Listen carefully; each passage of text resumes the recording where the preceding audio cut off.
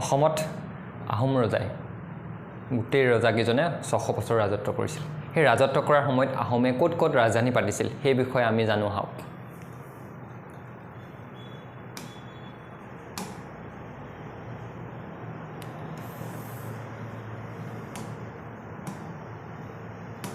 প্ৰথম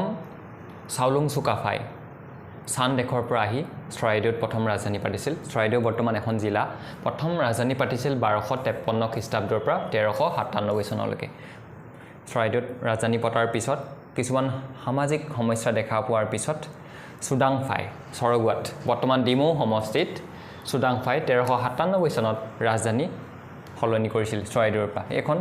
সৰগুৱাখন হ'ল আহোমৰ দ্বিতীয়খন ৰাজধানী আৰু সৰগুৱাত 1539 খ্ৰীষ্টাব্দলৈকে আহোমৰ ৰাজধানী আছিল আৰু তৃতীয়খন ৰাজধানী আছিল গড়গাঁৱত ৰাজধানী সৰগুৱাৰ পৰা সলনি কৰি গড়গাঁৱলৈ আনিছিল স্বৰ্গদেউ শুক্লেংমুঙে আৰু তেওঁ গড়গঞা ৰজা বুলিও কোৱা হয় তেওঁ ৰাজধানী প্ৰতিষ্ঠা কৰিছিল 1540 খ্ৰীষ্টাব্দত আৰু 1699 চনলৈকে খ্ৰীষ্টাব্দলৈকে গড়গাঁৱত আহোমৰ তৃতীয়খন ৰাজধানী আছিল তাৰ পিছৰ পৰ্যায়ত গড়গাঁৱৰ পৰা ৰংপুৰলৈ স্বৰ্গদেউ ৰুদ্ৰসিংহই 1699 চনত ৰাজধানী ৰংপুৰলৈ সলনি কৰিছিল আৰু 1699 চনৰ পৰা 1780 চনলৈকে ৰংপুৰত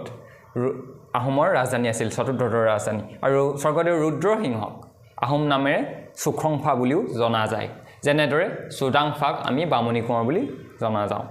আৰু লগতে শেষৰখন আহোমৰ ৰাজধানী আছিল যোৰহাটৰ ৰাজধানী গৌৰীনাথ সিংহই